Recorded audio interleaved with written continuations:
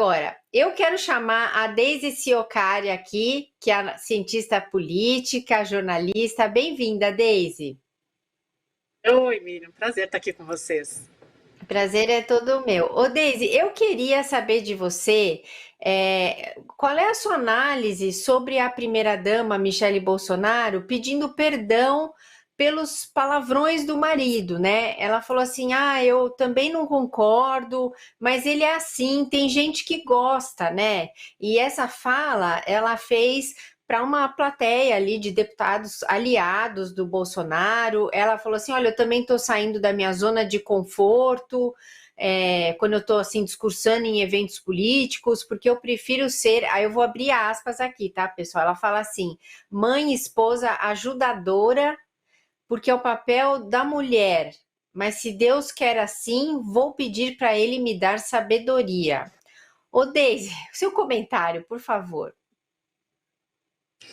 Bah, então, eu acho que tem outros motivos bem mais sérios para se pedir perdão, né, nesse governo Bolsonaro, mas a ideia da Michelle foi fazer um meia-culpa, tentar um discurso mais moderado, né, é o que eles estão tentando nesse segundo turno, porque é a única forma que o presidente Jair Bolsonaro tem de ampliar a intenção de voto nele, né, a gente entende que o Bolsonaro já chegou num teto, né, é muito difícil ele superar isso, talvez com um pouco mais de entrada em Minas Gerais e entre os religiosos, né? Isso que todos os números estão mostrando e que as nossas análises estão mostrando também, né? Que a única chance do presidente Jair Bolsonaro reverter esse quadro em que o Lula ganha é entrando na igreja, né? E aí esse discurso agressivo, reacionário dele já atingiu um pico.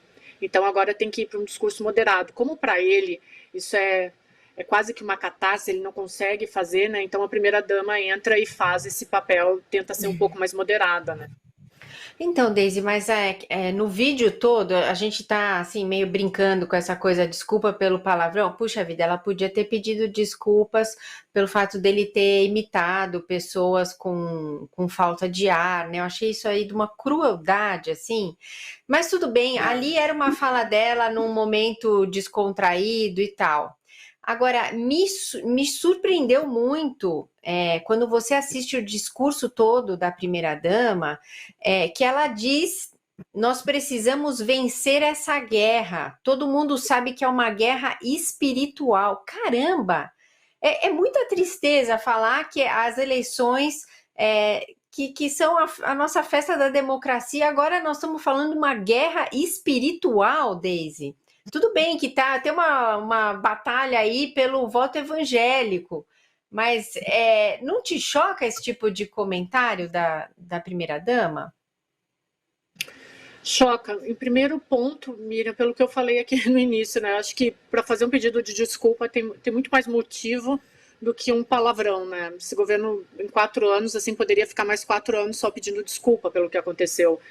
E, enfim, mas sobre essa guerra espiritual, essa luta do bem contra o mal, isso é uma coisa bem característica da política.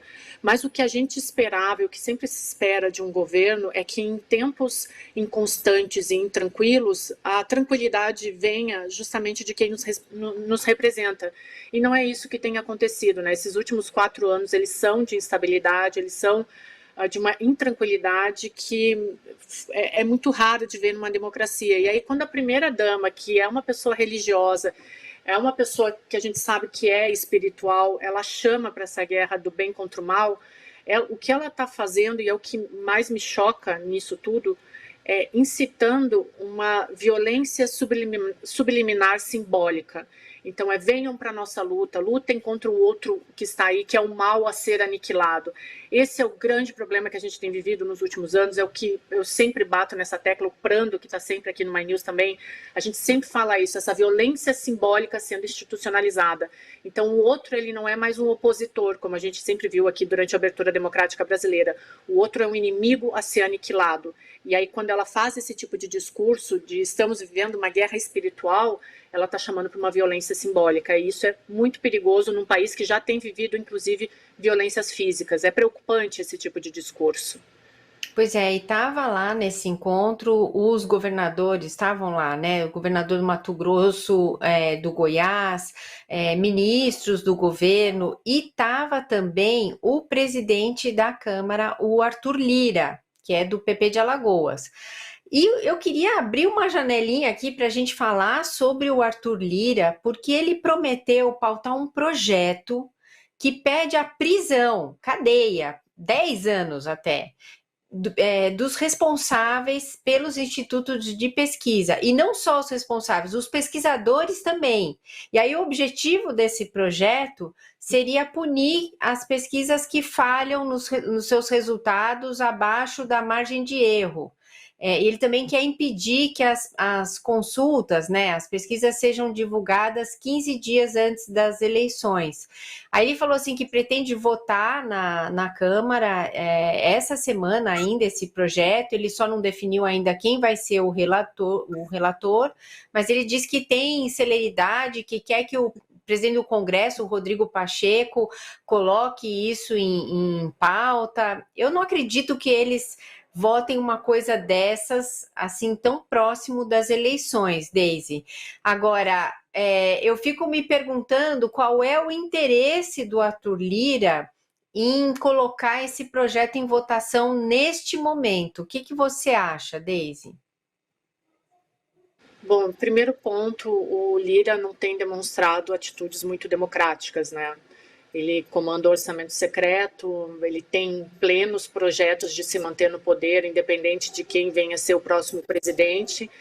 E agora mais essa, né? Criminalizar institutos de pesquisa, né? Quando a gente acha que já viu tudo, o pai sempre fala isso, eu vou morrer e não vou ver tudo. É isso. O Arthur Lira tem esse projeto de poder, para ele é muito melhor que o presidente Jair Bolsonaro se mantenha na presidência da República, porque daí ele mantém os seus poderes a pleno vapor. E criminalizar instituto de pesquisa, daqui a pouco até nós, pesquisadores, vamos ficar com medo de fazer nossos estudos acadêmicos, de publicar, porque se não é uma resposta que o governo não concorda, pode ser, inclusive, acionado pelo presidente do Congresso Nacional. Então, isso é muito crítico e é muito perigoso. Dá uma sensação de medo e é uma censura que eu te confesso, Miriam, que assim, em 20 anos de jornalismo político eu nunca tinha sentido. É quando a gente vê esse tipo de tolimento mesmo à liberdade de expressão e à manifestação democrática, né? Porque Instituto de Pesquisa não é que, tudo bem, houve erros, claro que houve, né? Mas assim, houve acertos, calma aí, sabe, isso daqui não é uma ditadura, as pessoas erram, as pessoas se manifestam, e esse tipo de atitude, ela acaba corroborando o modus operandi desse governo que tem dado claras demonstrações antidemocráticas, né? Isso é perigoso, é extremamente perigoso para a democracia. Eu falo isso desde o início dessa eleição. Se a gente não tomar cuidado, se a gente não vigiar a democracia, a gente vai cruzar uma linha que a gente não consegue mais voltar.